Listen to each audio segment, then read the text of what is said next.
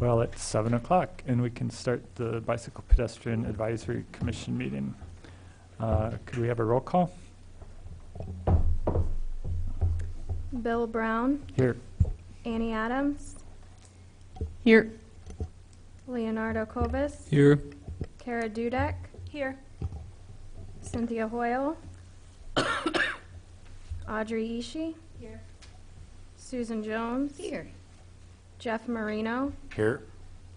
Craig Schunkweiler. Here. Nancy Westcott. Here. Morgan White.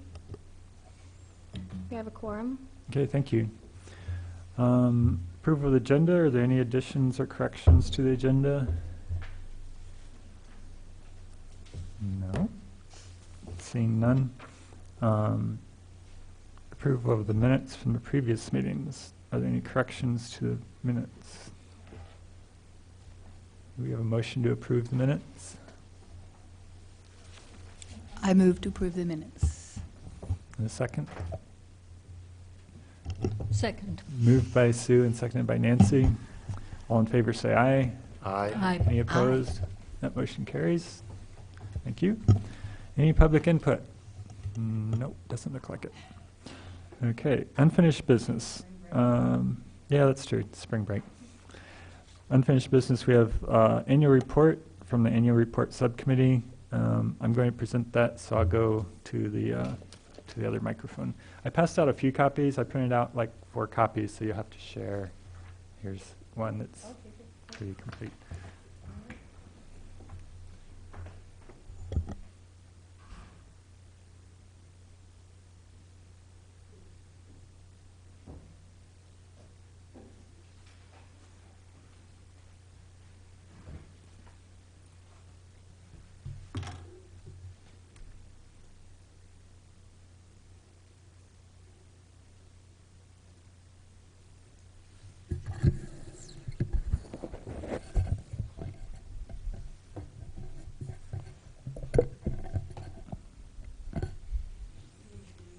Let's see, where's Zoom? Oh, there. Oh, that's fine. Where's Zoom? Go to view, file, edit view, There it go is. down to full screen mode. There we go. Okay, thanks. So this is the PDF draft. So there were 3 of us on the annual report committee this year, me, Kara, and Sue, and we met several times and came up with general ideas for things to put in there.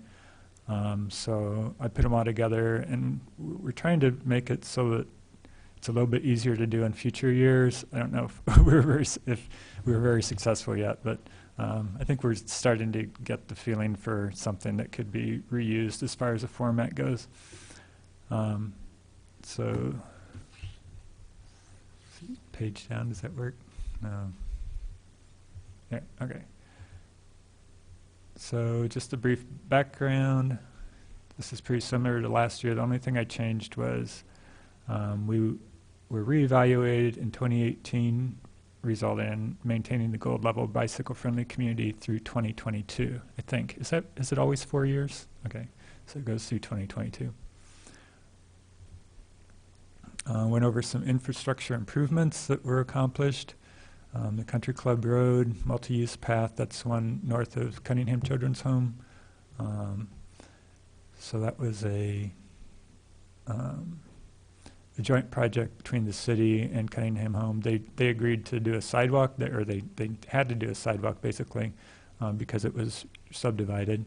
And the city was able to pitch in some money to make it an 8-foot walk, so it was a real multi-use path. That doesn't go quite as far as what the picture shows. It goes to the exit drive there. The property to the west is still not in the city, but eventually that will connect. But because of the Cunningham Drive there, it's pretty easy to get from the road onto the path if you're on a bicycle. Then the North Cunningham Avenue shared path, that was a big one, funded mostly by IDOT as part of the Cunningham Route 45 Cunningham Avenue reconstruction. So that would be good to connect those retail areas up there to the north, and also the Liberty Commons Mobile Home Park is, always saw a lot of people walking underneath there, and it wasn't a very safe place for people to be walking. Then MCOR is an ongoing project, but phase 1 was completed. I think I talk a little bit more about that later as far as the training, the bicycle box, things like that. But that, and then underway is the Urbana Park District path along Park Street. And that's a nice rendering that Kara provided from the Park District, showing the corner of Broadway and Park, looking toward the lake.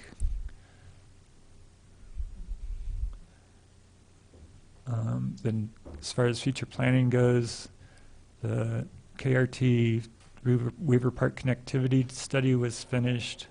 We reviewed that, and basically there were several options presented in the study, and the idea is to kind of be opportunistic as grant funding availability comes up, and as plans emerge for what property is available and what funding is available, at least we have all the positives and negatives from each of those alternatives. There were like 9 alternatives, I think, they came out with, and so there's a lot of detail already in the plan as far as evaluating which ones would work better. And the bicycle wayfinding plan, that's ongoing. I understand they'll probably be presenting next month, but that, as far as 2018 goes, we pretty much just we evaluated some signage. I don't remember. Does anybody else remember what else we did with that? Anything else I should put in there?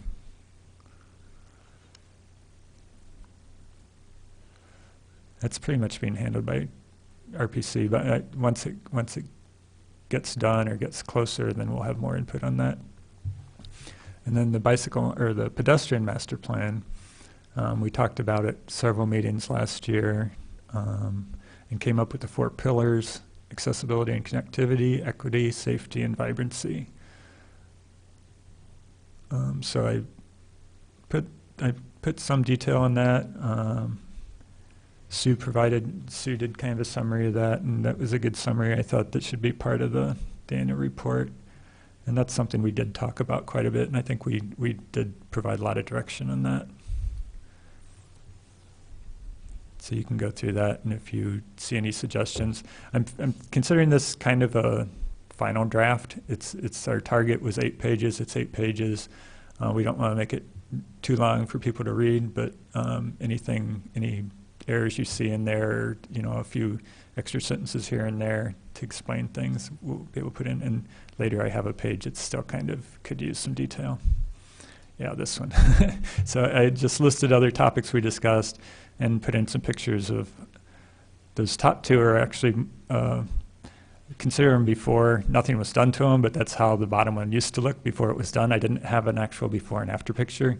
So the bottom is after picture after the sidewalks were, the brick sidewalks were redone. You can see the sand and even, the whole thing isn't shoveled, but you can see the part that's shoveled. It's nice and dry and everything. And the same day, those other sidewalks that still need to be redone in the future at some point, they were shoveled, but they're not passable, really.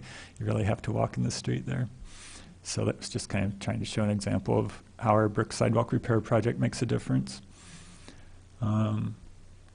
So the other things we talked about were transportation affordability and sustainability, speed limit reduction overall, and specifically on Lincoln Avenue, Lincoln Avenue crossings at Springfield, Stoughton, and Maine.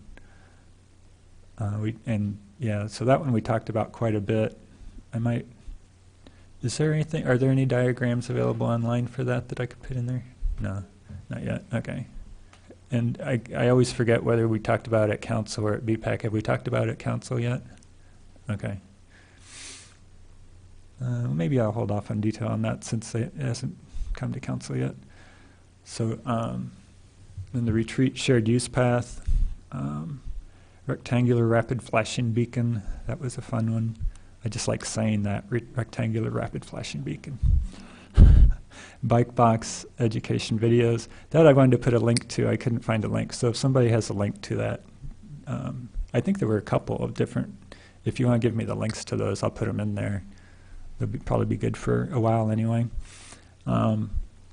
Recommendations for the decal on the downtown sidewalks. I probably ought to put a picture of that in. I wanted to make sure to, yeah, I think I should put a picture of that in to memorialize that we tried. You know, people complain that we don't keep bicycles off sidewalks, and we tried to say, well, this would make a difference, but it was rejected by the business community, basically, from what I heard. Results of speed reduction on Lincoln, we did get, we talked about those. Dockless bike share stats in the future. Expansion of snow removal areas is still kind of ongoing. I thought about doing the maps this week or this month, but with the annual report, that was probably enough. But next month, I'll send out email a couple weeks ahead of time, remind you to mark up some maps and have ideas for areas you want to expand, and we can put that on the agenda. Then crash reports we talked about. I did put the link in there for that. Bike at Illinois website. And then we actually made some motions. And that picture, that actually goes with the pedestrian master plan under vibrancy. One of the things there is put arc and walkable places and make vibrant places for people to walk. But it didn't really fit on that page, but I thought it was a good example of that because it's an Urbana Free Library. If you're not familiar with it, it's called the Stranger Reduction Zone art piece. And it is one of those things that you can see from across the parking lot, and it gives you a little walking destination to go to. And if you're going in and out of the library, you know, there's a bench there to sit to. So I think it's a good example of kind of the vibrant walking spaces we're talking about. So these are the 5 motions we made last year, which is probably better than some years. But so it was pretty specific about, you know, mostly accepting recommendations or saying, yes, we agree with this. But I think that's good to have in there. And then sort of the back cover page I thought would be good for our scorecard on the bicycle-friendly community, showing where we could improve and what we did right and key steps to platinum. So any general or specific comments on anything? Yeah, Bill, Jeff. I only had one thought on the wayfinding paragraph. Wasn't a part of that like a branding opportunity for some of the trails? Yeah, to that's help a good. promote them. So just maybe a sentence about branding or something. The goal was to identify branding for the various trails in town. Yeah, the green, like the greenway. Is that what we're calling it? Green Loop. Yeah. See, I need reminders of the brand. No? Green Loop Trail. Yeah, that's a good idea. Anything else? I thought you guys did a great job. Okay, thanks. And thanks to the committee. Yeah, so I'll make that change. And I saw at least one other spelling thing, and maybe try to get a picture of the decal. Yeah, I can send And you a a couple picture of the links. decal. I have a new gold level bicycle friendly decal. Okay, too. yeah, we were wondering about that. We couldn't really find anything. And Okay. then I'll try to look up the bike box education videos and send those to you too. Like maybe Kevin might have some. The bike park, you were able to find the MTV one, did the city of Urbana have one? Yeah, Kevin made one, and then there was, yeah, and the MTD one. I think we could put links to both of those in there, just so it's We'll find documented. those and get them to you. okay. That's all I had on that. So I'll make those edits and corrections and then send it out. I think probably this month would be a good month to go ahead and approve it with suggested corrections, and then I can present it at council when the opportunity arises, instead of waiting another month. So. Do you have are you going to do it on a committee of the whole night or a council meeting night? Whatever, wherever we have time. I haven't talked to Charlie and see what the schedule's like. Okay. Yeah. So should I go ahead and make a motion to? Yeah, why don't you do that? I'll move that we approve the 2018 BPAC annual report with the suggested changes and forward it to City Council. I'll second the motion. It's moved by Jeff and seconded by Leo. Any discussion? All those in favor say aye. Aye. Any opposed? That motion carries. Thanks. Okay, next we have Vision Zero, an update on Vision Zero by Audrey.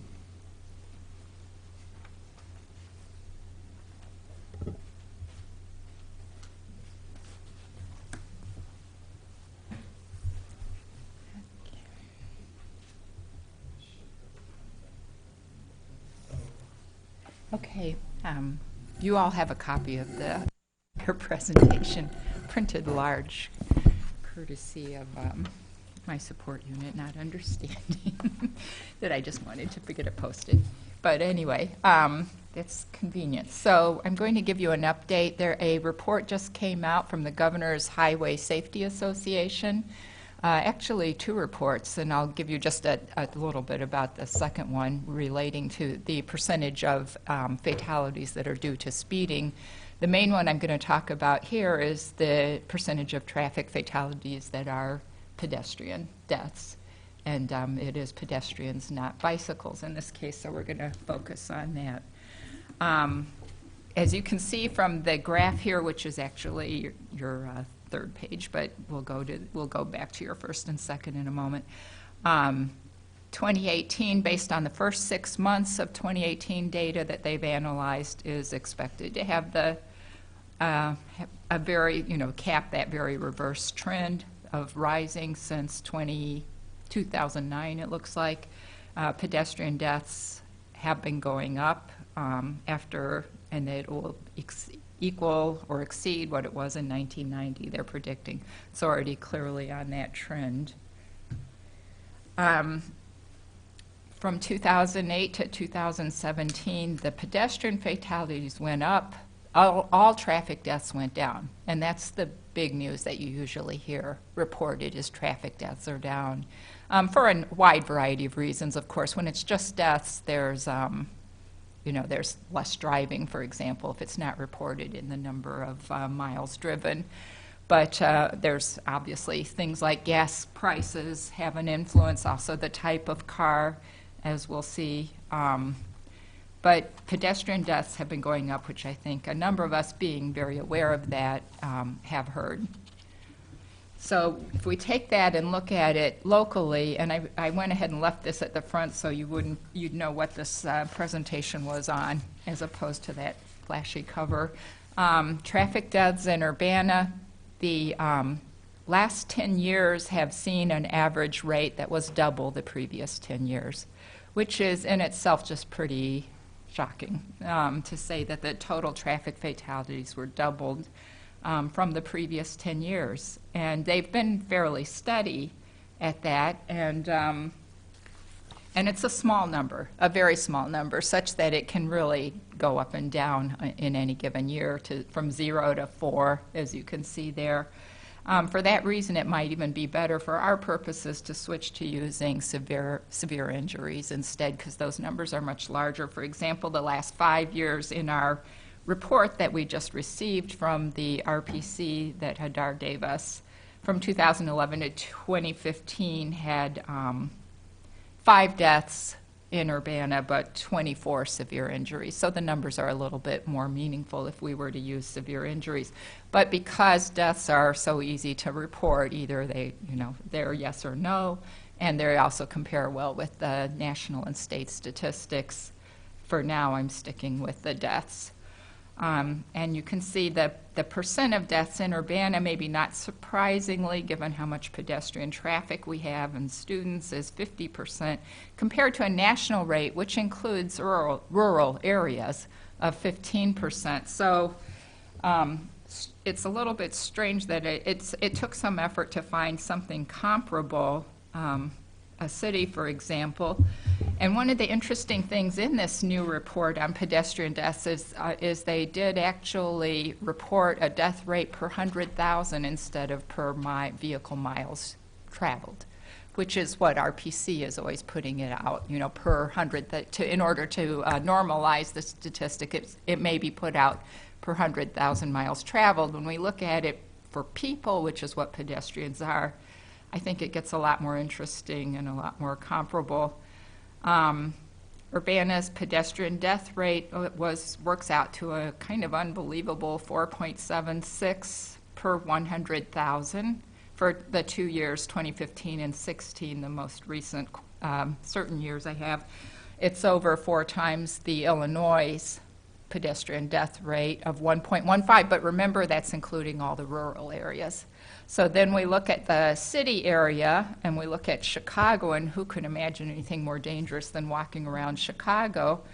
And Urbana's is about 3 times the Chicago death rate for 2017, which the Chicago Tribune was quite appalled about. Our numbers are so small that we're not quite putting it into context here with, we are a very small community. One of the interesting things too is the RPC in their long-range transportation plan report card, their update for 2017, they did note the lack of any progress on traffic safety.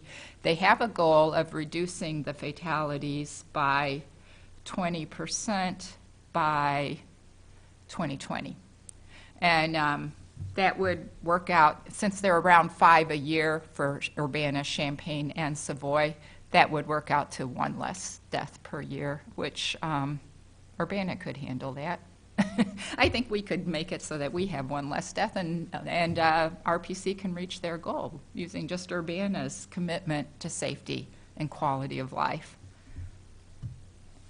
Okay, so looking back at this governor's highway safety report, more than 1/3 of the deaths are on local streets, so they're not necessarily on rural highways like you might be thinking. Well, of course, more, that means 2/3 are probably on rural highways and interstates. Oh, they're actually shown there. County roads is a little bit smaller than maybe I would have expected. Around here, you get the impression that's where everything happens, especially the single car accidents. Since 2013, as probably most of you have heard, with the low gas prices, SUV and light truck pickups purchases have really been increasing. These are terrible for pedestrian deaths. The fact that they have a very flat front means they just knock the person completely, kill them either straight out or knock them down and kill them, whereas the more aerodynamic shape of a car gives a pedestrian a little bit more of a fighting chance. So the rate of SUV fatalities has been, well, the rate of the fatalities that are SUVs has been going up, as has cars as well, because the whole thing is going up, but SUVs a little bit more. The change in pedestrian fatalities increases in 25 states, no change, so now you're all wondering, okay, where does Illinois fit in there? And Illinois has the 14th higher increase in the percent change of fatalities. Okay, so I'm sorry, it's not the percent of all fatalities that are pedestrians, it's actual pedestrian fatalities in this case. You might, I don't know if you want to correct that. It looks like it's actual pedestrian fatalities as opposed to percent of fatalities. Illinois' got a 19% increase, and it puts it at the 14th highest increase. However, if you download the report and look at it, Illinois is actually pretty good in terms of the absolute rate. It's just the increase that's remarkable. Illinois' actual rate, it's pretty low. It puts us like about in the bottom quartile. Yeah, we're working on it. Okay. And then the speeding report, which came out also very recently, but from the same, you can tell from the graphics, it's the same governor's Highway Safety Association. They were actually looking at how many accidents can be attributed to excessive speed, but they weren't saying that posted speeds are excessive. I mean, this is if somebody was going over the posted speeds. They do address that concern that a lot of states have been increasing speed limits. So it's not a good trend, and things have been getting worse. And I'm somewhat surprised that they even put out this report, because it's very difficult to accurately compare across states because of the subjectivity almost of how much effort different states put into determining if speed was a factor, or even saying that it was a factor. So you see Mississippi, very rarely is it due to speed. I'm not sure about that one. And as you go down, so then we see Illinois is either emphasizing speed or actually has a lot of speeders. I tend to think maybe we're emphasizing speed more, but regardless, it's not real great. We're 5th out of 50 states in having the highest percent of traffic deaths due to speeding, and this isn't even considering that just the posted speed may be more than people can really handle properly, especially people who are impaired in one way or another, distracted and so on. Did you know, so Mississippi is 9% from speeding. What would the 91% be? Do they have any, So write any they other listed other causes? causes of the fatality, not speeding. They didn't list speeding as the major cause of the fatality. Improper lane use. Right, they used something else as the major cause of the fatality. So that could also then go towards how it's being recorded. Exactly, yes. I don't think these states are very comparable. It was an attempt to put it together. You can look at the report, and they mention some of the issues. I don't think the states are incredibly comparable in this. It may even mean that Illinois is more aware of speed than Well, I other was wondering, states. whatever they're doing wrong, we might be doing right. If they have 90% of their deaths from something that we don't have more than 58% from, Right, it'd be kind exactly. of interesting to see what other causes they list besides speeding. But, Yeah, I felt this, my subjective feeling was that this report was a little weak because of these issues. I also, again, it's only referencing speed, and I think Craig has talked to us before about how involved and expensive it would be to really determine the speed at the time of an accident. Few people are going to report it accurately. So I have my questions about this report. It's short. If someone wants to look at it, I've got the references on the last slide. Okay, so, we don't have to throw up our hands just helplessly about this, because some other news came out as well. In January 2017, Boston lowered its citywide speed limit, and they're doing a study now, and this is from the Insurance Institute for Highway Safety. And they're comparing actually Boston with a similar, an area in Boston with a very similar area in, I think, Providence, Rhode Island. And they haven't got the results out on everything yet as far as, say, fatality or injury rates, accident rates. But they have got a study on the effect on the speed limit. And it's kind of interesting because Craig reported to us on the fact that adding signage to Lincoln Avenue did not reduce the speed.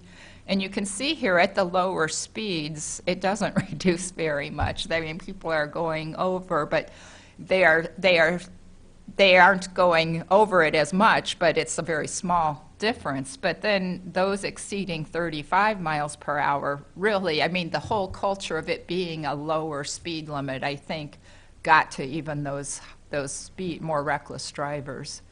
And that's what's interesting here, is to see how and I haven't looked at the full report, which I think must be really interesting because they have a control case and everything. And they, as I said, they haven't got the results out yet on the crash effectiveness, but they're assuming that probably it will show some improvements. And if anyone's driven in Boston, they would know. Anything they would do to make that friendlier, it must be a lot better now, because that was one of the things I most hated when visiting. You just don't even feel you can step into the street. Many cities have seen some declines despite the overall trends. Chicago's, as you can see, it's kind of down there compared to New York, Los Angeles. But these are absolute numbers, I guess. Yeah, these are absolute numbers, so I guess it's much smaller. But I think Chicago's done pretty well, and I haven't analyzed the per 100,000 for those other cities. But New York has gone in very big on Vision Zero, and Los Angeles, somewhat. They think they're seeing some results. I know San Diego is Vision Zero, and I have not seen personally, go out, Charlie's family's out there, I have not seen evidence of reduced speed limits there, and I think Vision Zero Network is located there. They have to work on it a little bit, but Houston was Vision Zero, and then it gave up. It seems like after, I don't know whether it was the hurricane or I'm not sure why. We might want to check if someone's curious why someone would give up. I think Houston at one time had committed to being Vision Zero. Chicago, the number for Chicago is a little bit different there. In these statistics, you're going to get a small bit of difference in any numbers you see. I'm not sure exactly why, but I tried to get the best ones. Vision, it was like 41 in that number as opposed to, I think it was 45 in the Trib. So Vision Zero, again, if we're doing something right already, then Vision Zero is just a way of branding that and making people even more aware that Urbana is a great place. As you saw from my first slides, I have some concerns that we do need improvement and that Vision Zero could help us get there and help brand and just in and of itself actually increase awareness and perhaps bring down the average speed limit and some of the carelessness. It's hard to imagine the kind of message that we're giving to the kids in our school campus, for example, when they can barely cross the street. People look at them like they want to kill them, literally. I'm not sure what kind of message that's giving to kids as they're going into this school and then told, behave, sit down, be in place, be loving, be peaceful. They first have to make it across these streets. Again, where people would just wish they weren't there. And that's the message they get. And of course, we've talked about this every time, that it's an incredible, because speed is the impact of speed, the force is exponential. It just makes a huge difference, even 10 miles per hour, even 5, because the force goes up so tremendously. It's not some kind of accident of geometry. And there's some references on the back, especially for these studies, the Boston study, the pedestrian study, and the speeding study, which I think has some flaws. And then I've also passed out the simplest example resolution that I found was for Tempe, Arizona. I think that's a very conservative, I believe that's a very conservative town. But they had 60 deaths in six years, which is 10 a year, and they have 185,000 people compared to our 40,000. So a very slightly higher rate of death than us. Their injury rate, let's see, 40 over 6 years, it looks a little bit high, because we had severe injuries, we list 24, so that looks higher. But anyway, something got them to decide we need to do something. I don't know, it could be a marketing ploy, it could be, and they did not have a detailed, you don't have to have a detailed roadmap. You don't have to have your action plan in place, just a commitment to have one, a commitment to have all the departments on board, including health, police, and of course planning and engineering, and the mayor. You actually at this time, although Vision Zero is getting more popular, I keep expecting them to increase the requirements or require annual dues or something, but they haven't so far. They've got grants that support them. Audrey, Yes. just one point I want to make about students having to run across them is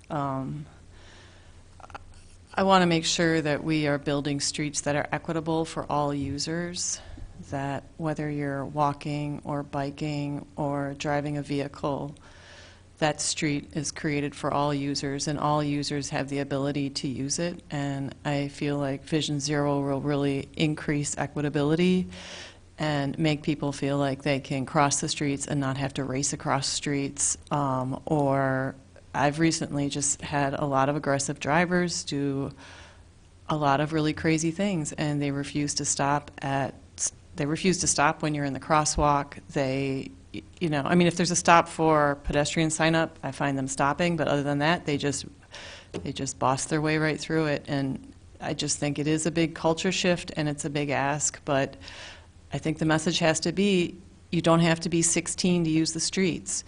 You can be any age to use our streets, and they are available for everyone to use. Thanks.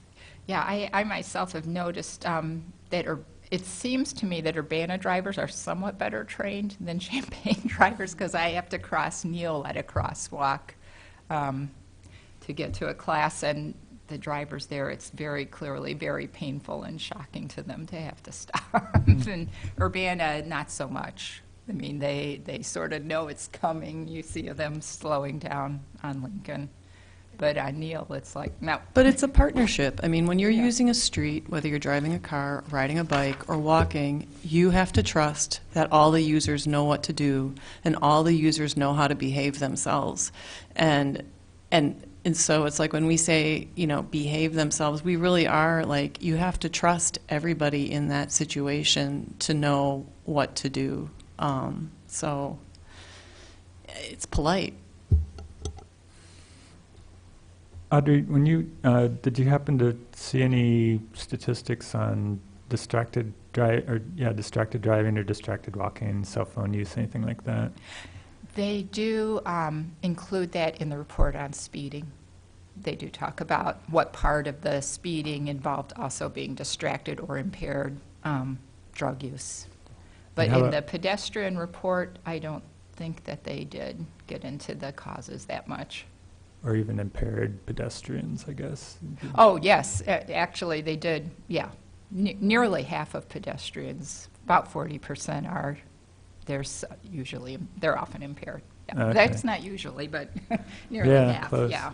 I know also comparing jurisdictions, states especially, sometimes you can see a difference just because of the age makeup of the state. In Florida, tend to have older people, and so the severity of the injury can lead to death, even though it might not for younger people. So sometimes you have to do an age-adjusted rate, and that might be something with Tempe, Arizona. I know Arizona in general has older people. I'm not sure about Tempe, if that's a retirement area or not.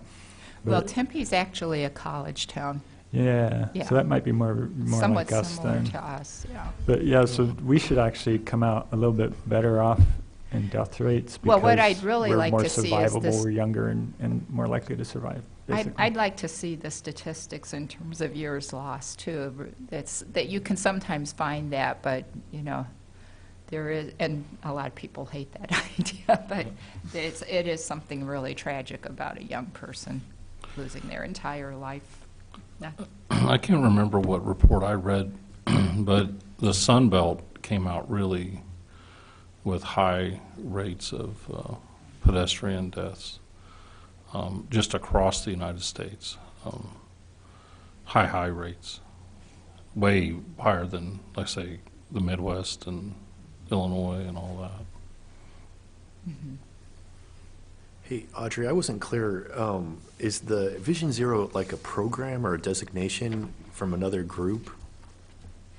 Yes, there is a group, the Vision Zero Network, that essentially kind of certifies that you're Vision Zero, but compared to the bike-friendly designation, it's very easy to do. There's Sure. not some gigantic application to do. So the goal or- would be to pass this resolution so we could get this designation, and then they would give us recommendations on how to achieve Vision Zero, and then if we didn't do it, they could revoke our designation. Well, I don't know if they've revoked designations or if they would just suggest that Sure. you're not Yeah. committed to it. I don't know, because there was I think there's a website up here. It's a multi-year, multifaceted approach. It's not just a singular approach. You basically take a systems approach to your streets, and you start looking at your streets as a system. So it's not just like one thing. You do a variety of things, and you don't do it in 1 year. I mean, New York City is killing it right now. They are hardcore establishing Vision Zero, and the pedestrian death rate is dropping dramatically. But I mean, a city of our size, we would have to take it a lot slower. But it's all stuff we're already doing. Audrey, with these cities that are on there, is there any data as far as when they've implemented Vision Zero and then the death rates or crash rates and the correlation between, hey, we became a Vision Zero community, and then did they all go down? Did some of them go down and then for a couple years and then bounce back up? And Well, I don't think that they've done that kind of analysis. Different city, that what they more do is case studies. Different cities, like as Annie mentioned, New York has seen a big fall in pedestrian fatalities, and I think fatalities overall that I can't recall right off the bat. San Francisco also. So some cities that, and also they don't have a team to go out and evaluate whether you actually implemented the things. It's really more of a self-commitment. You have to have a clear goal of eliminating traffic fatalities and severe injuries.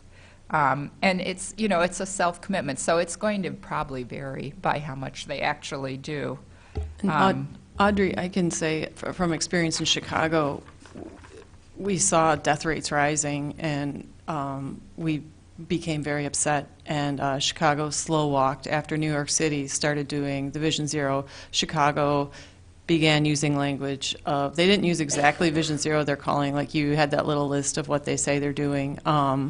But it's going to take years, because there's tons of streets. They have to redesign their streets. They have to. It's neighborhood, ward by ward that they're going through. So it's going to take years before Chicago achieves Vision Zero. But I always go back to the airline industry has a Vision Zero policy, and I feel like the automobile industry should follow suit.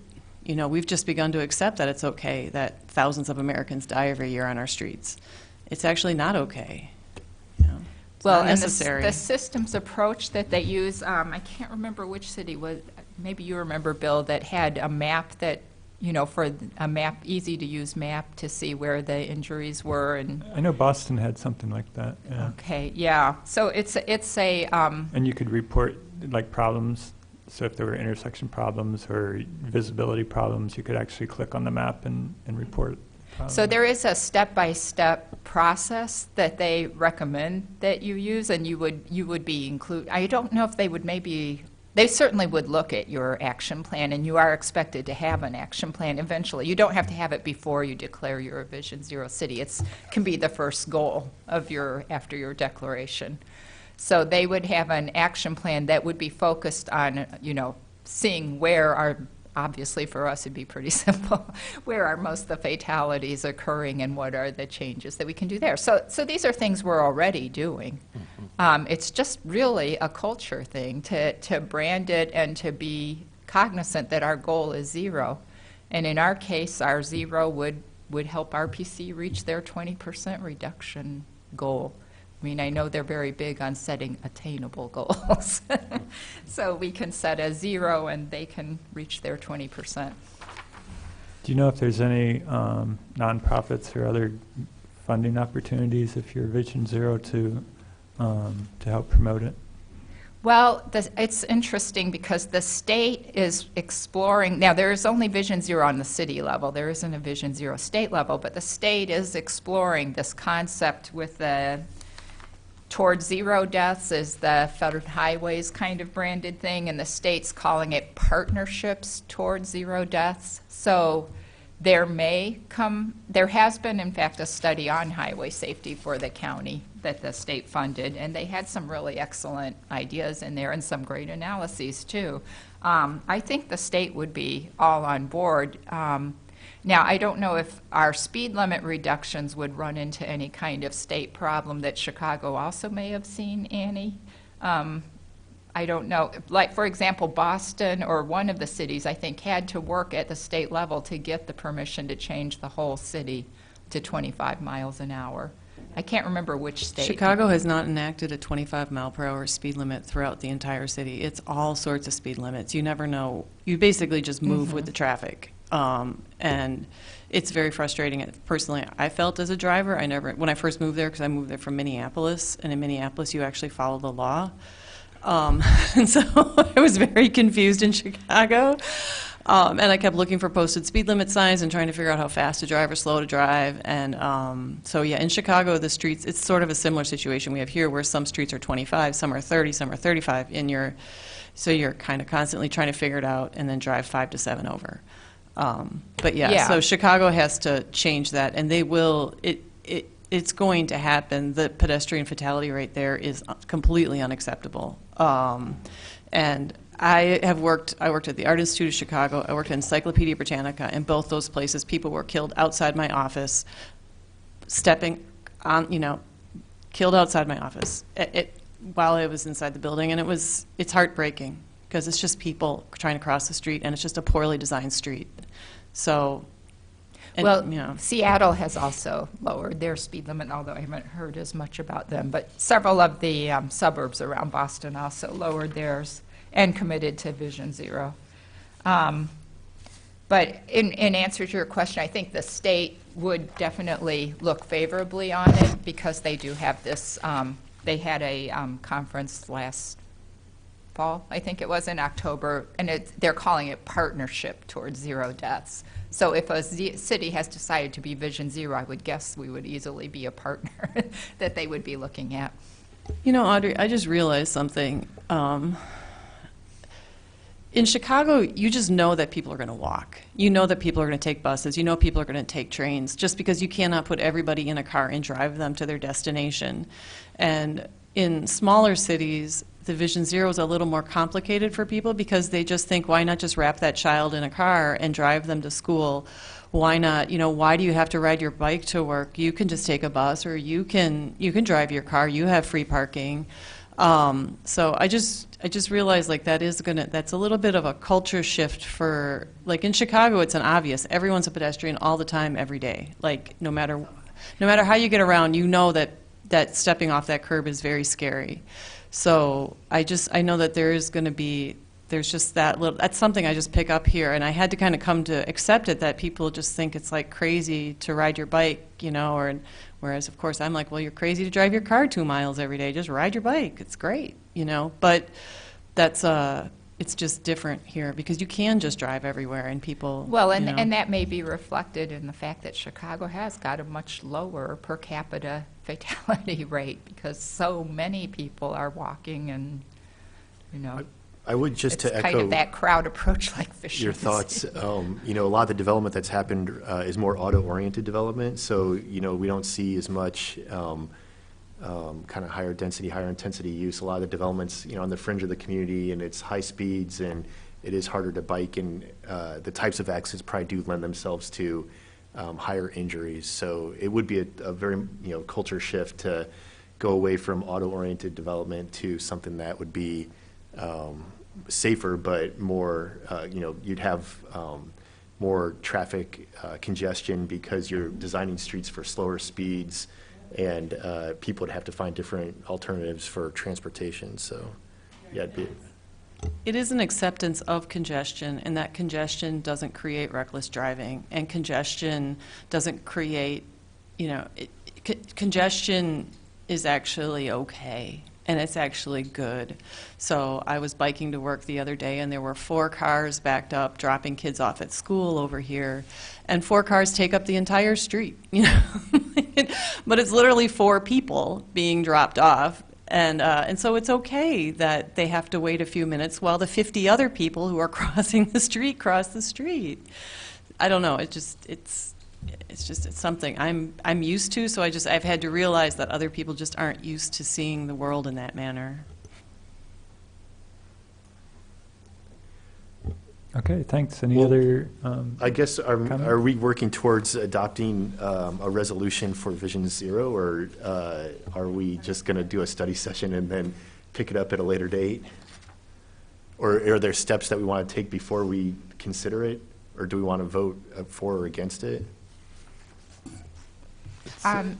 It's pretty much up to the committee. I think when we talked about it before, there was a little bit of concern about about adopting something that would put burden on staff time or create things that we already have, that we're already doing, but make it harder to do, basically. So yeah, I don't know. What's your thoughts? Well, my personal thought would be we should, I don't know how Urbana does their council bills, but we should do something like what Tempe's done and draft something for Urbana and then have the BPAC consider it. And then I don't think it'd be, I guess that would be the issue is we'd want to know the pros and cons of, or the implications on staff. And, is Vision Zero going to dramatically impact how, business the modus operandi of how we do business in the future. But, yeah, I would be in favor of, adopting a resolution for Vision Zero. But I guess I don't understand all of the impacts. Maybe we would need a more thorough analysis to do that. The other thing that I think was brought up was the BPAC isn't in the same position as some of the other committees we have that actually make formal recommendations to City Right. Council. But as far as it's making a recommendation, that's part of our charge is to make recommendations. So, it wouldn't. I don't see what the problem would be. We wouldn't be forwarding a resolution to be adopted, but we would be recommending that this resolution or something like it be adopted, or we could pass our own resolution. Really, our resolution could say, because of these reasons, we think the City Council should adopt a Vision Zero policy. Or at least study it, maybe. That's basically how government bodies communicate to each other is through resolutions. So we could always pass a BPAC resolution and send that to council, and that's our communication, basically. Because I feel like we need to begin the discussion. I don't think we're going to, I think it's going to take a while to have folks understand. I just go back to the lowering the speed limit to 25 on Lincoln Avenue, the complete confusion. People were just so confused by that concept that I feel like this is going to take a little bit of discussion and a little bit of fact-finding and a little bit of here's here's the responsibility on either end and here's what's going to happen. So I don't know how I call it begin the discussion, which is possibly what a resolution is beginning the discussion. Yeah, now I'm thinking about it, I think that's probably the way to approach it is to have some sample resolutions and then write our own resolution that would be a BPAC resolution that we adopt that would suggest that the City Council look at these sample resolutions, draft their own resolution to implement a Vision Zero policy. Does that sound doable? Yeah, I think on the staff side, we would have to study the pros and cons of the commitment. You work for the city of Champaign. You're promoting that Urbana be Vision Zero, but is Champaign doing anything? Yeah, good question. No, they're not. So why not? Yeah, I don't know. You're a planner with Well- Champaign, so why aren't you bringing that to Champaign too? Yeah, they don't have a BPAC in Champaign either. So in Champaign, it's kind of interesting. We were talking about what the process would be for, adopting something as a resolution, and they don't have advisory boards in Champaign like they do in Urbana. Also, Urbana is a different form of government, so it's a strong mayor versus a city manager form of government. So in Champaign, they would direct staff to do some analysis to determine what are the pros and cons so that the Plan Commission, City Council can have a better understanding of what they're adopting and what the implications would be. So, I don't know how that happens in Urbana if they have, direct staff or how they have we have service plans in Champaign where I identify all the projects that we want to work on years in advance. So, that would be, in Champaign, somebody would have to initiate getting the Vision Zero project into the service plan. So they identify council goals, and the council sets forth those goals. So the city council hasn't identified Vision Zero as one of their goals. So somebody would have to bring it up to them, and they would have to adopt that and identify it. So it's a very different format in Champaign. And yeah, you know, as a planner in the planning department, I don't have the ability to influence the council goals. So that's part of the reason why in Champaign, you know, they haven't made as much progress as Urbana. But I am a resident of Urbana, and eliminating traffic accidents and deaths and injuries would be a reasonable goal, I would imagine, for the community that I live in. So I guess that would be the question, would be, how do we get to the point where, we understand those implications? So that would, like you said, spending a little bit of staff time to look at what other communities that have adopted a Vision Zero, what are the implications of that, and what's the what changes have been made in the decision-making process for as part of that resolution. So yeah, I don't know where I was going with that, but that's what I would say. Right. And in Urbana, we have goal-setting sessions too with City Council. And City Council has narrowed those. I don't remember, it was like 8 goals or something like that. Yeah, I think it started out with 4, it might be 6. It used to be 6. like 30, but this Right. last time we narrowed it down to just some main goals, mostly economic development and physical responsibility kind of things. Right. So that might be part of the avenue that, besides studying it, is, running that through. Again, the goal setting. If I remember right, it was, I think Audrey came and spoke at that goal setting session, if I remember right, but I don't recall if that was brought forth. The 2 goals I definitely remember were the traffic equity and stops, racial equity and traffic stops, and Lincoln Square was the other big one. Right.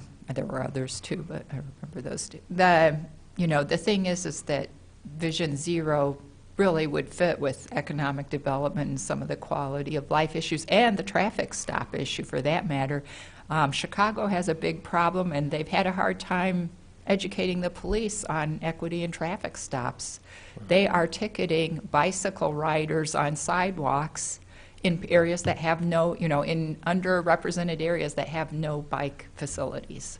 Right. And in order to ride a bike to work, that person is riding on the sidewalk, and the police are thinking that is a good use of their time to give that person a ticket on how those barren sidewalks are. We're not even talking a business district. So I take my direction from the city administrator. So And I guess that would be where, if BPAC wanted to have staff study, then you would have to, basically pass a motion. I would abstain because I'm staff, and then, then that motion would be then taken to the city administrator to right. discuss then and say, well, can we get at least a pro-con type of an analysis, an understanding of what does this mean? What would be the commitment from the committee, from doing this, and would there be any cost associated, meaning like, say, publicity, things like that? How would we do that? And would there be staff time? Like, for instance, I'm on a countywide safety committee, and we meet right now on a, say, quarterly to half a year basis, and we study all these things, and we now are breaking things into an urban environment set of recommendations and then a rural environment set of recommendations, and that's headed up by a regional plan commission. So we're doing that right now, and we would investigate any pattern that we see with crashes, through throughout the community. I attended the CUATS meeting, and I know Bill Gray specifically asked them, did they have recommendations for dealing with the disturbing trends and fatalities, and they said that isn't our goal, our charge. Well, I can we tell you haven't that been paid to do that. We do have a safety committee, though, and we are studying that. So I can say, I'm part of that, so. I was I'm just thinking that we should at least take a next step, you know, even if all we do is say, hey, there's a Vision Zero thing. You know, it could just be that they decide it's not an advantage to us to do the whole branding thing, but they could decide that it would be, you know, an advantage to go with a brand and try to use that to help change the culture and try to, like, make things more livable, especially, you know, within all those goals of, you know, the main goals, to kind of get that in there too. I mean, especially just to have them hear that, no, this is, you know, it's a culture change thing. Let's think about Vision Zero and make this a priority instead of, you know, well, it's a trend. Oh, well. Yeah, who cares about it?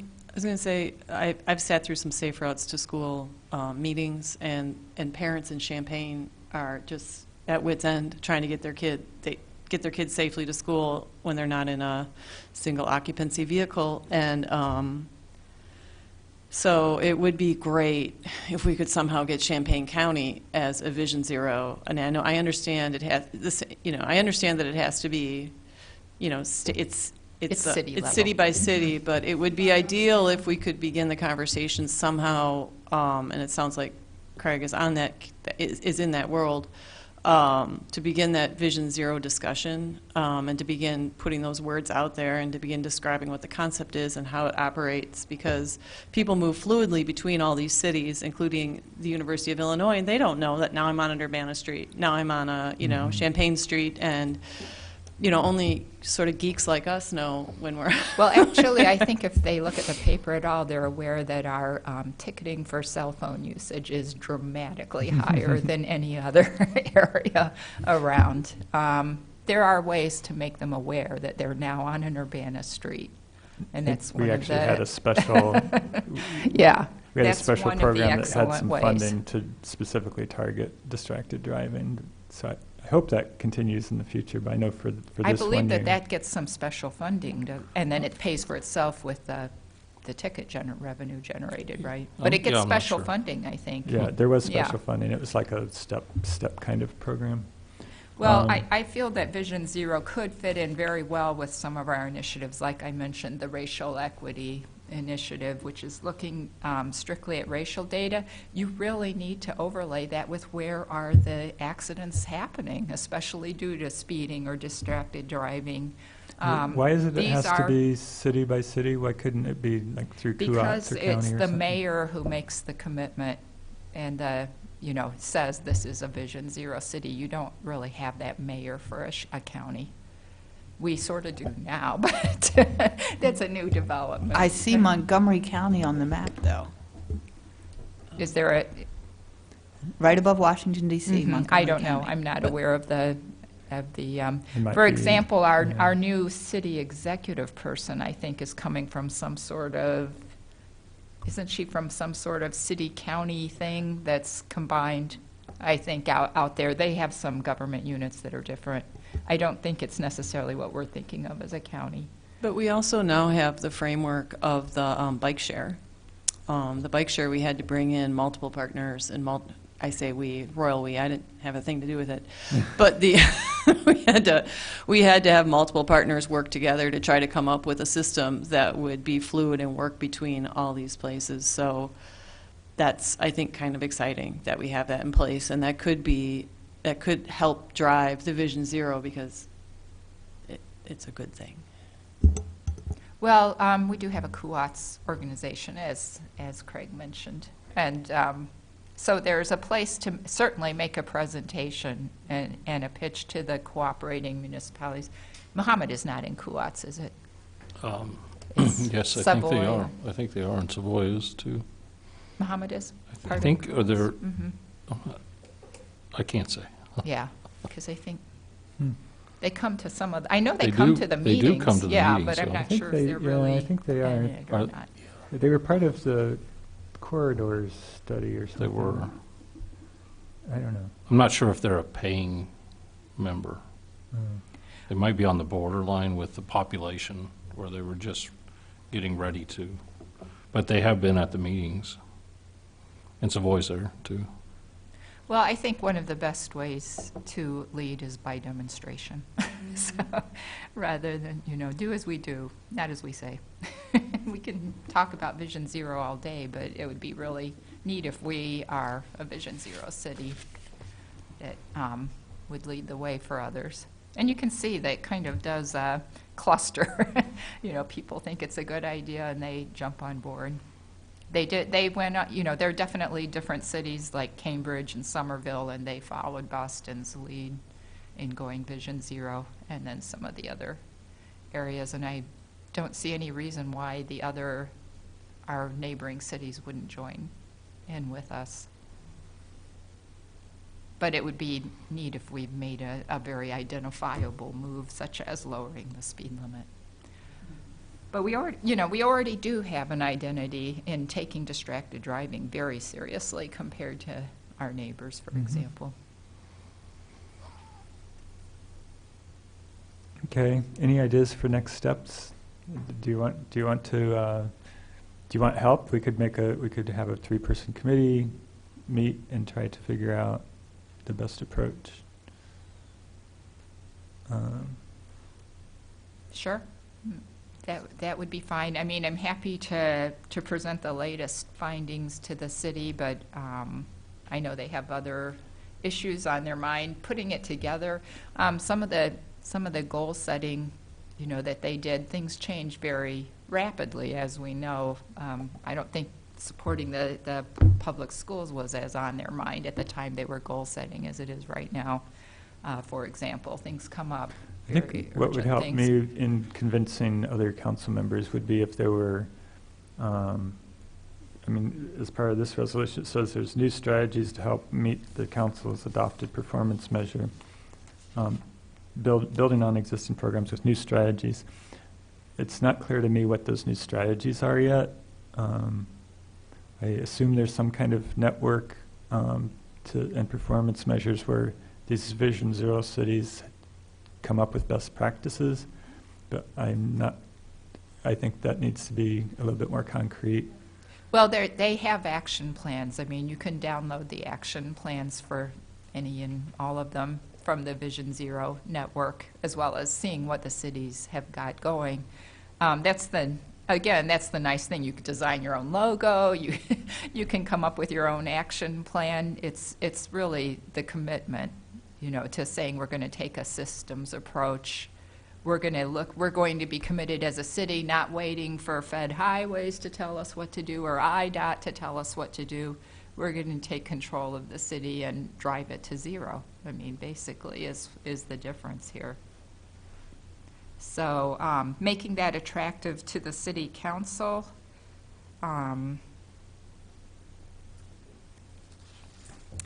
It is a political issue, I think. I think we all know that. So as Bill suggested, why don't maybe a working group of 3 people put together a presentation that we can start workshopping around and sharing, and then maybe present to city council, maybe present to RPC, maybe start, Well, I feel that the city council needs to all you need to do is have them interested enough to direct a study. We cannot do the study about what it will cost. We are not able to do that. Well, all we can do is get the interest of the city council peaked to the level that they're willing to assign a staff member or 2 to take a look at it, do a little research, and come back with recommendations. At that point, if we see what happens. We could not do the study, and it would be kind of pointless for us to try.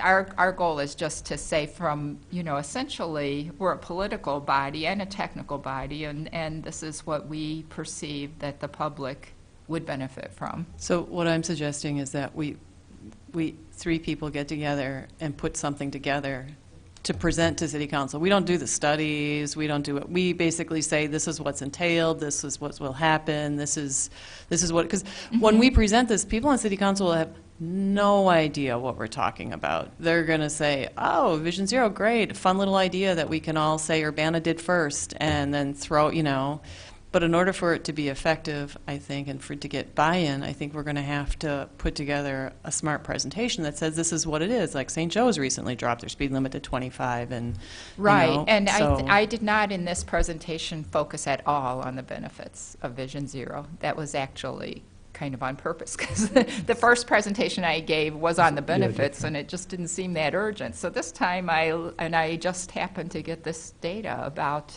you know, how things are getting worse. So I focused on the dark side right now, not on how things would get better. But yes, you're right. I think we probably need the dark and the benefit, too. And I did not put anything about the benefits in this short talk. And I mean, there is perhaps an obvious benefit for Urbana getting some kind of recognition for what it does already, but yes. And I think certainly being cost-effective about adopting it is in everyone's best interest. I'm all for that. Audrey, do you remember, did we have any language in the bike plan about Vision Zero? Yes, we do. It was, and what did the bike plan recommend? That we adopt Vision Zero, and the city council signed off on it. But they maybe didn't fully realize they were signing off on it. I don't know. Yes, it's in there. I mean, I hate to make too specific concrete comparisons, but I know a couple of years ago, or within maybe a year or two ago, we adopted a resolution to become energy carbon neutral in some really unrealistic time frame. So it makes us feel good, and it satisfies the students that brought us the resolution. But I want to make sure that Vision Zero doesn't turn into that, just something you adopt to feel good, and then it goes on the table or something. But Right. And so I don't know to what degree we need to analyze, for example, the previous accidents in detail and say, would Vision Zero somehow have eliminated these accidents? The one that most dramatically comes to mind, for example, is the one on Lincoln Avenue, you know, but that person was incapacitated, but still, if the traffic had been moving at 25 miles an hour, would people have been able to say, what the F, and, you know, somehow block him before he went off the roadway and hit and killed a young woman? So, you know, there could be that, and that could take time and money to take a look at, for example, our previous accidents and say, would the culture change make a difference here? Would that have made that accident preventable? okay. Does anyone want to volunteer to be on a committee with Audrey? I think Audrey should be a chair of the committee. I can be on it, and I bet Cynthia would want to be on it, but Jeff, do I you was want gonna to say be on it? I can be on it. Maybe I don't have to be on it if 4 is like too many. Is 3 the max we can have, or? It is. You can call me in for help, because I suspect Cynthia's really going to want to be on this because of the safe routes to school. And Jeff, I think with your, Sure. yeah, You But could, you can call me in. I'll be available. yeah, I mean, you can have an alternate. Yeah. You just can't have all Well, 4 meet together. I mean, having the public face, your PR experience and information messaging is critical. Okay, well, I guess we could have a motion to have Jeff, Annie, and Audrey form the basis of a Vision Zero committee and meet and come back in a couple months with suggestions on how we could proceed. Okay. Okay. Is there a motion? I would move that. Okay. Did you say Annie or Cynthia? I said Annie. So, Mhm. If Cynthia wants to be if the 3 of you want to meet, and then I'll come in the end and meet with 1 of you or 2 of you and clean it up at the end and work on messaging, I'm super Okay. happy to do that. So Jeff, Cynthia, and Audrey. And Jeff made a motion that be the committee. Is there a second? I'll second that Sue, motion. seconded by Sue. Any discussion? On the record, I am for 0 deaths, but because this can have an implication on staff's time, I will be abstaining. Okay. Okay, so all in favor, say aye. Aye. Anyone opposed? Okay, that motion carries. Okay, so, I mean, that seems like it's still kind of exploratory as far as what actions we can take, but it gives us a little bit more of a small group to discuss the options and bring us something more concrete, I guess. And I'm happy to answer questions as a resource, but I wouldn't be able to serve on the committee or come to the committee meeting. Okay, Okay. thank you. Thank you. Next, we have bike parking discussion. Annie.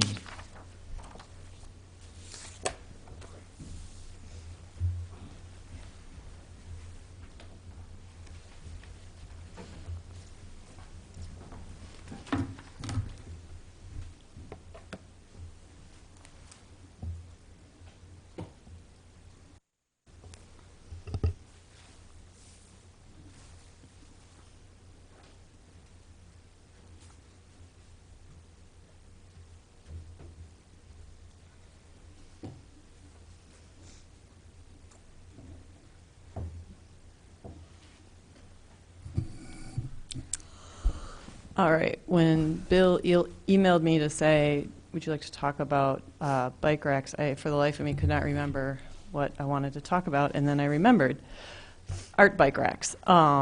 So the presentation is gonna talk about what is an art bike rack, why bother with them, and then it's also I'll have some stuff in here about another city that talks about just regular bike racks and how to request getting a regular bike rack put in, because I remembered that was my second question, was if I'm at a local business and I feel they need a bike rack, how do I go about letting them know these are the available resources to get a bike rack, or what that all means. So here we are, art bike racks. What are they?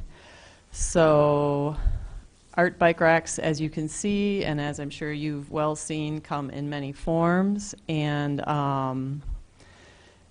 they basically are a place where you can hopefully lock your bike to them, but they also create a sense of place, and they act sort of as mini sculptures, so public art. And then here are pictures of 2 regular City of Urbana bike racks. So you can already begin to see the difference. These feel like regular, boring street furniture. They're not very exciting. They don't make much of an impact. It's kind of like being in a Walmart parking I lot. think that one on the left's actually non-conforming. Where's Right. that at? That is at Wiley School. Oh, okay. So That that's a was- school district, right? Yeah, that was a bike to school day, and I was giving out T-shirts. Yep. So basically, I just put together. It's fallen off a log easy to find art bike racks stuff. People are crazy for them, but so this is Roswell, Georgia. They did a great job of just saying, why do art bike racks? And for cultural destination, for a bicycle-friendly city, help brand Roswell, activate our modern spirit, our southern soul, accommodate our large number of cyclers. That's a great word. Promote healthy living and healthy air, weave art into our infrastructure, improve our aesthetic biking and pedestrian experience, build our public art collection, encourage alternative modes of transportation in dense areas, and put a smile on your face. So tourism, placemaking, community pride.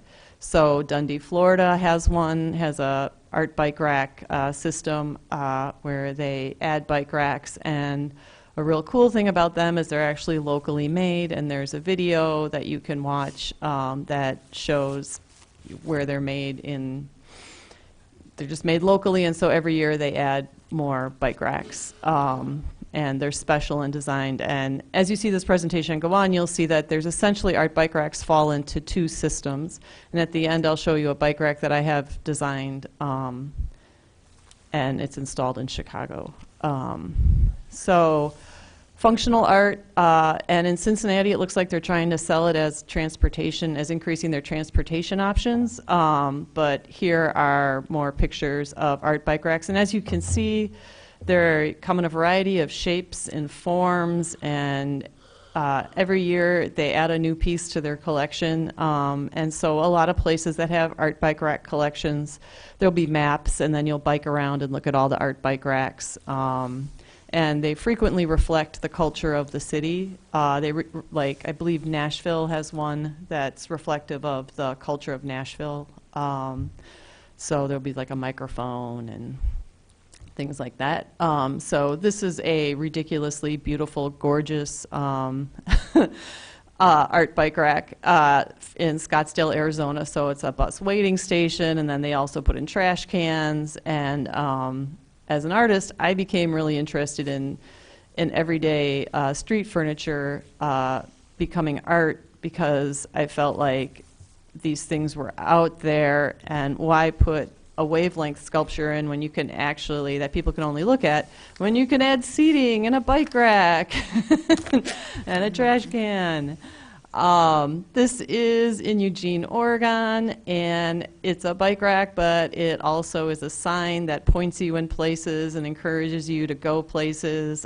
So it gives you a sense of place, and it does like Hendrick Park, 2.4 miles, 17 minutes by bike, and then it kind of points you in different directions. So that's sense of place, tourism.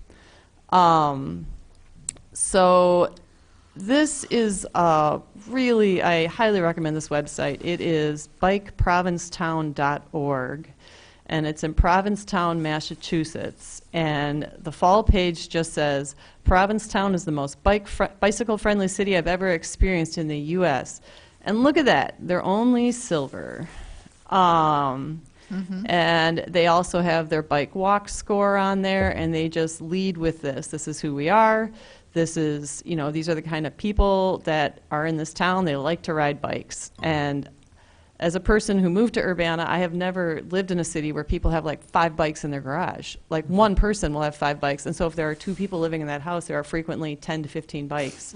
And I remember asking people, I was like, is this normal? Like, oh yeah. And then and I was like, I've never lived in a city like this. And I've lived in bike crazy places, but this is pretty incredible. So I'm going to go through this website real fast, because I thought it really answered a lot of questions that BPAC had been having, and a lot of like how we wanted to be more outwardly facing and how we wanted to describe more what the bike culture in Urbana was like. So on this website, again, they just have a quick culture and history, over 125 years of bicycling, first bike path in a national park, first bike route in Massachusetts, encouraging bike rack installation. They have a website that says choosing bike. If just one click on it is choosing bike racks. Oh, and for Lily, I'm sorry, I included this for Lily, which I'm sure she's not listening, but in here it's how to register your bike. So those are your options: are ride with us, register your bike, bike parking, how we're bike friendly, bike committee, press.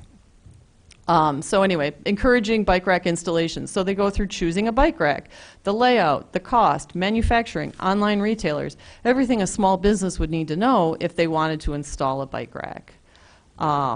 And so then they have bike racks. They show pictures of the little green arrows, use these, the little red things, don't use these. So if the city of Urbana were to have any part of a website devoted to this, I really would highly recommend just doing exactly what these people did. Just copy, paste, go. It looks great. It works great. They have a bike rack grant program, and it says there are a lot of bike racks around town, but there's not a lot of good bike racks. The bicycle committee is working to fix that. And so you can fill out a very simple bike rack grant application to get a bike rack installed. Turns out the bike rack, I was like, who put this thing together? It is actually the bicycle committee in conjunction with the Department of Public Works. and there's the mission and the members. They are on Facebook and Instagram. Facebook and Instagram are not nearly as good as this website. The website's really sharp. And then the other thing I really like is something that we've all been talking about is they have a link that's Ride With Us. And so there are, Light Bright Bike Ride, Decorate Your Helmet, Ride to the Runway. So all the variety of bike rides that happen in Champaign County would then go under this Ride With Us, space. Now, back to the art bike racks. So, now we're heading into my pet peeve about art bike racks. You can't log a bike to them. Right, some of them are awful. So, an alternative to commercial, and this is again from the Provincetown website, as an alternative to commercial-style bike racks, there are also a lot of creative, art-inspired bike racks. The nice thing about art racks is they are more attractive when they're not in use, which would make for a nice art installation in the off-season when demand for bike parking is low. The downside is that folks often can't tell that they're bike racks, so they don't always get used. And they make a point saying that there's chicken wire above these little eyeglasses, so to keep the birds away, so it's not being used as a bike rack anymore. So that is tourism. So, Pittsburgh is like, hey, look, we're doing all these cool bike rack, it's sculpture and it's a bike rack. I don't know any way I could lock my bike to that thing there. So it's great that they've done an art bike rack, but at the end of the day, I feel if you're doing bike racks, they really need to be functional. There's nothing more frustrating than not being able to lock your bike to the bike rack. So in 2014, I was asked by the Edgewater Chamber of Commerce, which is a neighborhood in Chicago. The way things work in Chicago is there are wards, and the aldermen get menu funds. And in the menu funds, they are allowed to spend them in different ways. And so they were given menu funds to do bicycle parking. So this is Edgewater, which is actually on the north side by Loyola, near Andersonville. So Edgewater this is their branding for this neighborhood, and so that's what I looked at. I said, okay, yep, those are your colors. You're by the edge of the water. All right, I'm getting a feel for this. Meanwhile, in Chicago, people were installing these bike racks all over the city, and I was like, please, no, do not install these bike racks, because you cannot lock a bike to this thing without a lot of effort and swearing, and it's really, really frustrating. So, because what they do is they just took the regular bike rack, right? It's reasonably priced. You take a regular bike rack, and then you throw something in the middle with your neighborhood branding on it. So I get why people were doing it, but I said that is not going to happen on my watch. The neighborhood right near Edgewater was installed. They put, I think, 6 of these on-street bike parking corrals, and I don't know if I'd really call these art bike racks. You can see in the upper left that blue, it just says Andersonville with a little bike on it. Like, why would you need to put a bike on a bike rack? I don't get it. But, so I don't know. I mean, they're fine, but it's really hard to lock your bike to that last one that says Andersonville. And in addition, they did not use a consistent color scheme. Andersonville has its own branding. That neighborhood has a complete branding system. They did not follow that branding system for these bike racks. And it's a committee called Eco Andersonville that's rolling these out. But they did not impress me. These impressed me. These were in New Orleans. It's a very simple bike rack design that you've seen in a lot of places. And all they did was they added the fleur-de-lis, the little New Orleans symbol in it. And if I had bothered color correcting this picture more, you could see that there's something down there that says the neighborhood that you're in. I think it's the Marinay district. But these are functional. They remind you of place. They have a good feel to them. So the task I set for myself was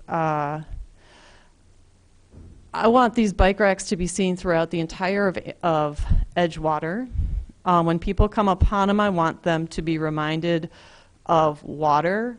I want them to feel like they're in Edgewater. So essentially to define a space, and I really wanted them to be deployed. And in order for them to be deployed, I felt like they needed to be reasonably priced so they could be reproduced frequently and with ease. So those were the rules I gave myself. And so this was what I created. So I considered it a piece of artwork that was placemaking, and it was identifying the neighborhood. And that's eventually what got installed. It's easy and fun to lock a bike to it and safe. You can see this one bike here actually has two locks on it because you're in Chicago. But they did a really good job with the installation. They installed them in places where people need them. I know we at the across the street here, there's some nice chicken ones, but I never use them. They're really cute to look at, but they're not really installed in a place that I'll ever use unless I'm desperate. So these kind of went up. I actually didn't even know that these were being installed, and it was quite a delightful surprise to start seeing them pop up around the neighborhood. And every time I go now, I see them in more and more places. And to me, my favorite part was there was an article in, I clicked on an article in the Chicago Tribune recently, and they're like, Edgewater, up-and-coming community. And I clicked through the photographs of Edgewater, and what did I see but my bike racks? So that really made me feel good. And I put it on my Facebook page and said, hey, I designed these. I want folks to know. And you always know you have a good piece of art when total strangers who you do not know, and they have, they don't know me from Adam, but people were commenting like, I love locking my bikes to these. Thank you so much for putting these up. These are really fun. I love seeing them. They make me feel really safe and secure. It's a slightly scary neighborhood. So there were all these like fun comments that people had about these. So I feel very good about, the solution I came up with for these because it was actually hard. I know it's just a circle, like you're like, it's a circle, but it was actually really hard. All the iterations we went through to get to what you're seeing here. So that's it. So does anyone have any questions?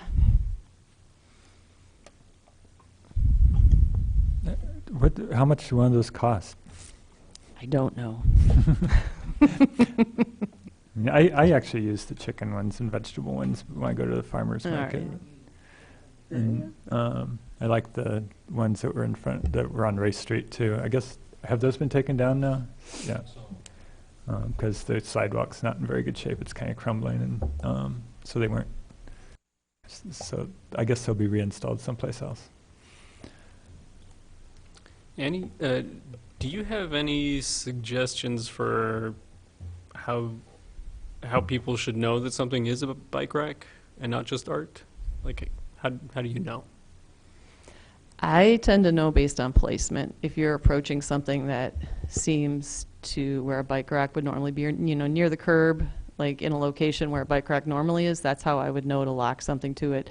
But I mean, if you've been on campus, you see people lock their bikes to anything. So, and I tend to be a human that doesn't care if people are, as long as you're not locking your bike to my bike so I can get my bike out.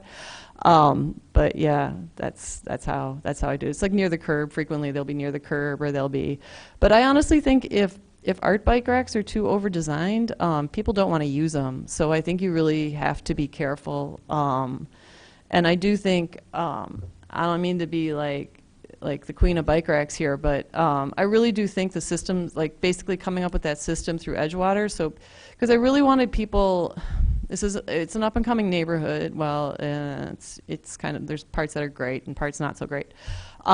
But I wanted people to feel comfortable and safe, and we really wanted to define Edgewater. We really wanted people to know, I'm in Edgewater. This is what, in Edgewater we bike. And the alderman there was really big. He had just come back from Amsterdam, the SRAM will send aldermen to Amsterdam. Oh, maybe only if you're in Chicago, though, Bill.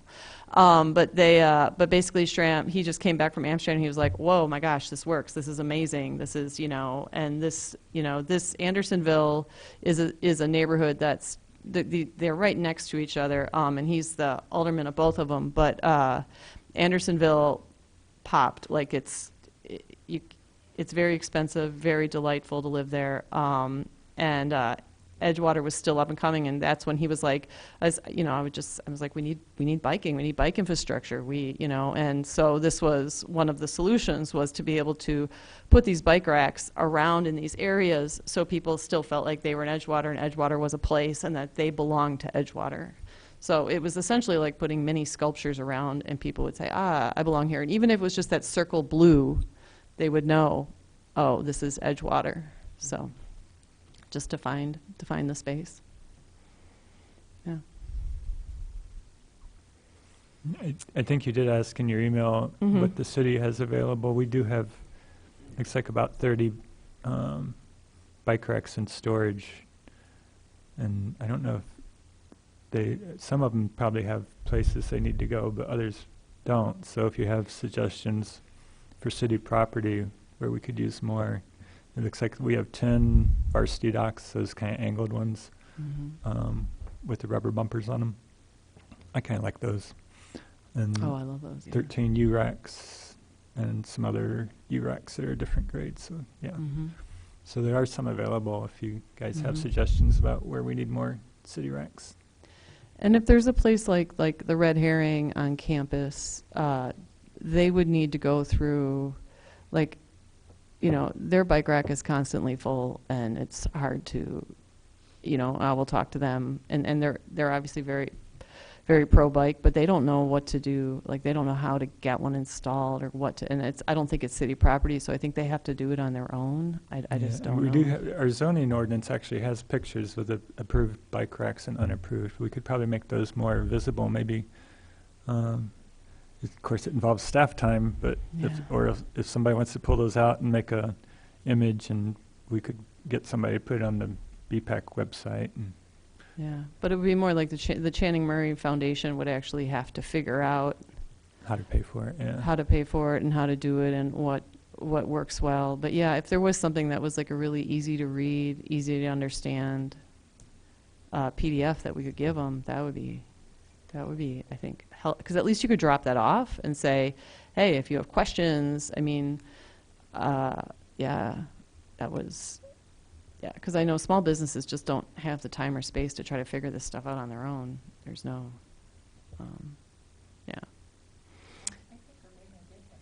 I think Urbana did create a flyer, so probably just, if it's still Okay. correct, we could probably just get it Probably posted is. up. I don't think Pretty sure it's they changed created much. one.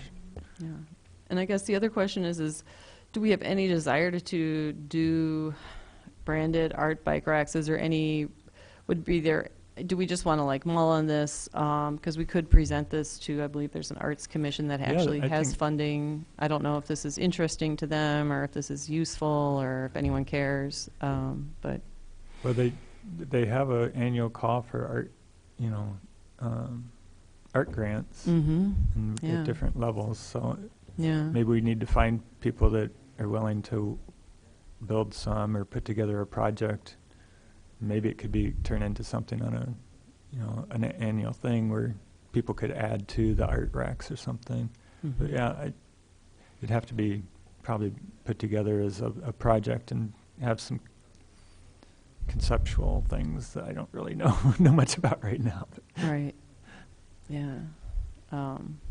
Yeah, because I'm just not sure if like one-off racks are nice. Like they're cute. Like it would be cute at Meadowbrook if there was a fish in front of that children's play area.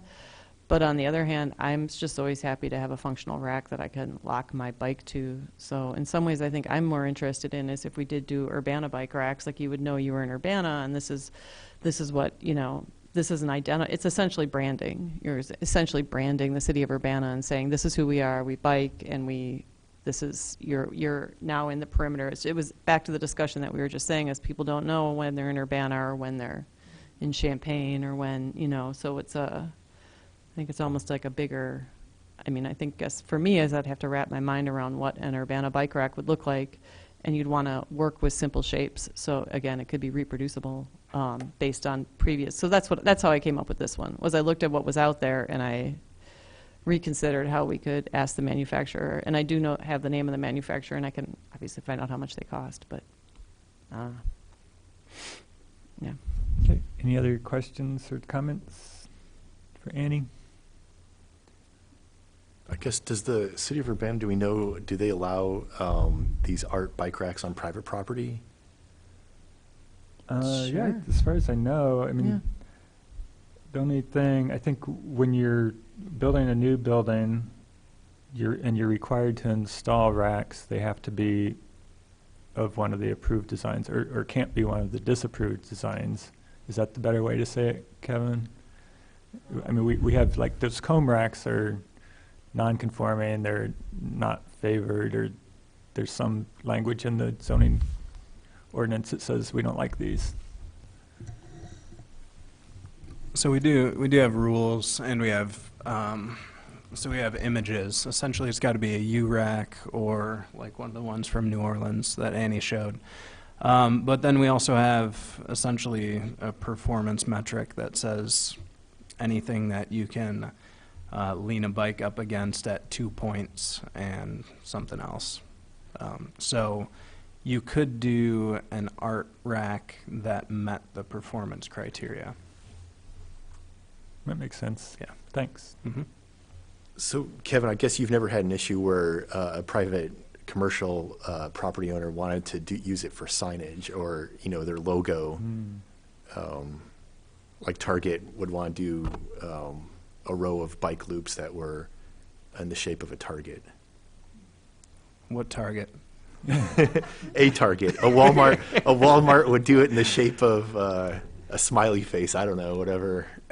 Yeah, somebody had contacted me at one point, but I feel like it was like Papa Del's or something. Yeah, and I Papa don't know Del's had why- an why issue did with they- that once. Yeah. I guess don't know the, why I was talking to them, but yeah, they wanted to do it In the they shape wanted of to- Papa. They wanted to Right. say Papa, and Oh, maybe you asked me yeah, about that. Champaign wouldn't allow it because it was signage.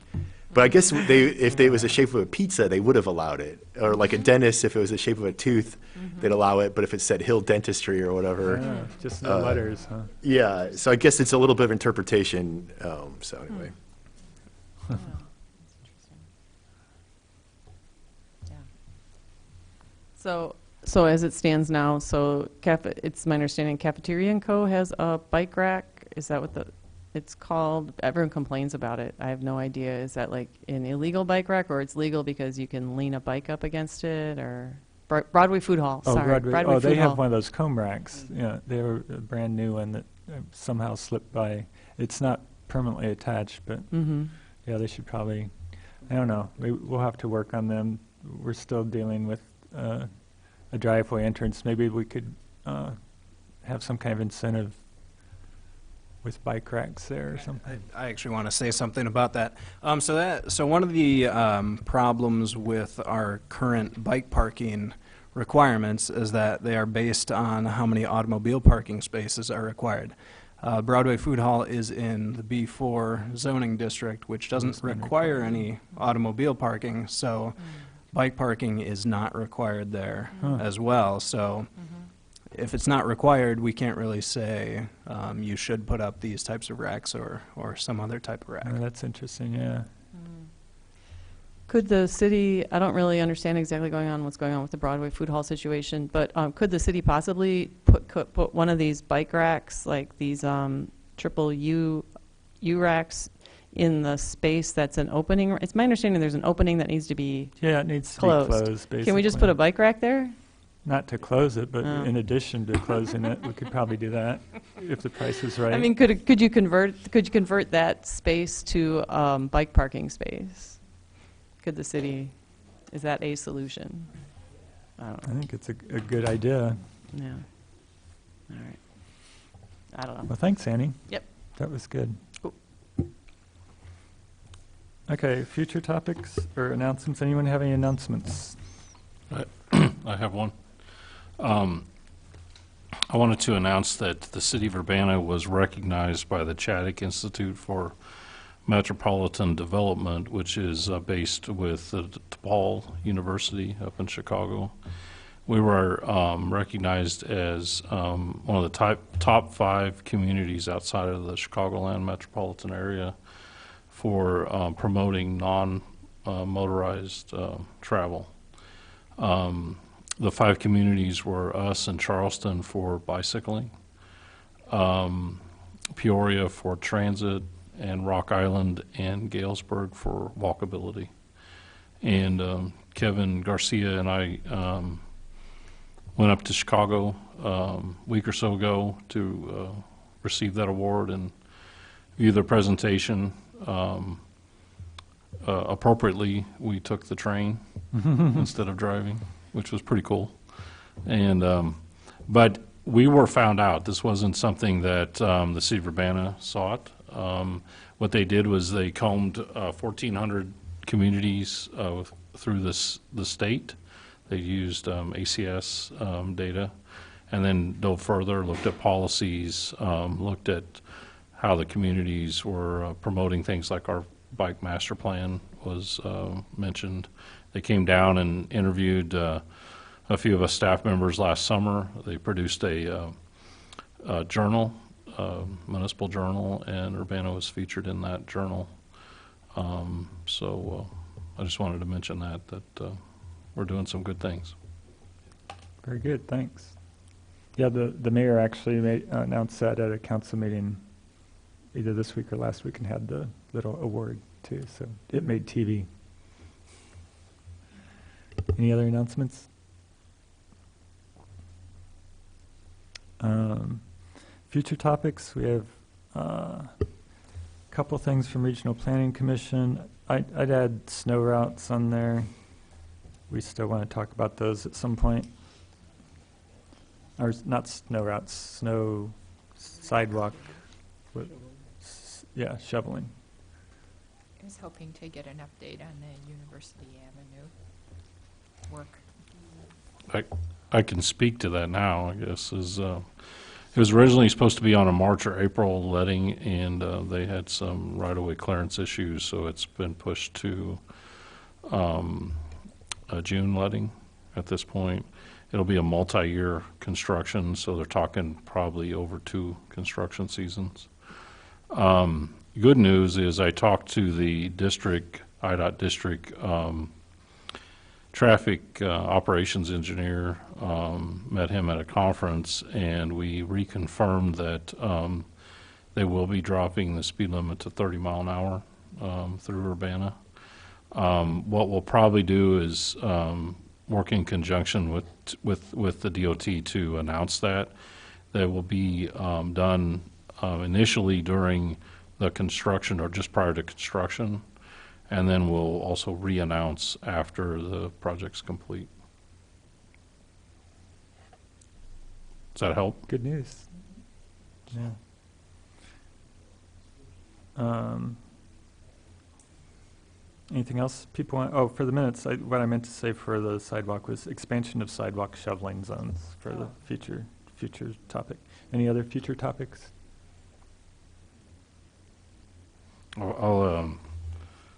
We'll be bringing back the Lincoln and Springfield resurfacing project. We're filing that out, so we'll be bringing that back to have you folks look at it. So I'd say that'll probably be in the next meeting. Okay. We'll do. And then the bike wayfinding and PED master plan, I know Regional Plan Commission's working diligently on that. The bike wayfinding plan, they're mapping out all of the signs so we can get an accurate cost reflection on that. And we'll be convening a steering committee meeting here in the next month or so, and then we'll be bringing the draft plan to BPAC. So it'll be coming up. I think for the subdivision development requirements, what that really is implementation of complete streets, and I think the subdivision code is part of that. So I guess when planning gets to that and has the time to do that, hopefully will be involved. But I wonder if we could just get a short presentation, and we could run it by Carol to see if staff time's available. A short presentation just about what the plans are to address that. Does that make sense? Because I understand Lori is starting to look at the subdivision code and what needs to be done in order to incorporate complete streets in it. Maybe Yeah. that's all I need to say. That's what's Right. going on. Right. How about we, me and you, we can talk to Carol. Okay, let's figure out what we want there. And then the Crystal Lake Park one-way road study, is that informational, or are you guys working on that? That you'd like some additional feedback on plans or anything? So mostly informational, but we'll definitely take feedback. The way that it's playing out is the transition to the one-way road would not be until we make from the corner of Park and Broadway to north of the Saline branch creek into a multi-use path. So Okay. once that is done, we would make a full loop where you'd never have to leave the park. And so because of that, it's probably 4 or 5 or more years out. Okay, do you have engineering funding for that now? But not- Fairgram has been working. Okay, so they have on like the- phase 1 or phase 2 engineering, but no actual construction funds yet? Yeah. So, April 15th is when, the ITEP path work, that week is when the ITEP path will begin, along the south side of the park. So that's one step closer to a full loop, but we only have preliminary engineering for the, northern portion, along Broadway. Okay, so it sounds like that's not something we need to do immediately, but if we have a meeting where we need some Yeah, I'd be happy additional to material talk that you about could it, do especially your because it information. is a little bit, maybe confusing at first, or people may want more information about why and what the benefits of it are. Okay, sounds good. Anything else? I wasn't unable to make the next MCOR meeting, but is that all in Champaign, the new one that's happening right outside my This office? year, Yeah, so that's Project 4. Yeah, that's on Armory and then on Wright Street in Champaign. And then Project 5, right now our consultant is heavy in the design phase, and that would be from Green east of Lincoln to Race, near Lincoln Square. So that one would be, tentatively, we would go out to bid here later this summer, pending clearances, and then start water main work through the winter period, and then about a year from now, we would start the construction in 2020. That is going to be transformative. I mean, right now, when I come off campus, it's just Urbana's like, it just goes to dark. And just because I know the city and I'm very comfortable biking, and I know, like, I actually get off that street and bike up Elm Street. Because as you, I'm sure, are well aware that the city streets right now are in like crazy condition. Right. And I feel kind of bad because I think cars are like, why is she moving continually to the middle of the road? I'm like, because there's a giant pothole the size of my bike right there. But yeah, that is going to be really transformative to the city, and I'm really, really excited about the Green Street, the Urbana phase. It's just, I know it's a lot of work, but it's going to be great. I'd be happy if we can get the portion of the bike path near ISR reopened back up. That would be nice. Yeah. Yeah, they may have to rebuild it after they're done Yeah. destroying it. Yeah. Oh, you would not believe the pounding, the trucks. If that thing survives, I think it's going to be destroyed. Yeah. I don't think the ISR project, they aren't going to move back into ISR till 2021, I think. Right. It's supposed to be that the current condition or through, well, it's a ways away. Yeah. So. But the thing is, at this point, I actually still use it, and what I do is because you can go at the pedestrian at the when it's all cross. I go at the pedestrian all cross. I get enough ahead of the cars, and I don't use the bike path anymore because I think it's too dangerous to merge because I can't see, when I'm Right. merging. But I just bike ahead of the cars, and you get ahead of them. So it's, I don't know. Most dangerous thing we saw the other day, there was a picture sent to us of some foreign students walking with suitcases. There was probably 40 of them in the road, 40 of them, yeah. So they got off a bus or something, and they didn't cross the other side, you know, so we just need to, we need U of I to get that done, so. we can Did get- they say, are they going to wait until the building's completely done before they reopen that? Last I heard is we got months yet to go, so. Wow. Okay, I think that's it. So with no further business, this meeting is adjourned. Thank you all very much.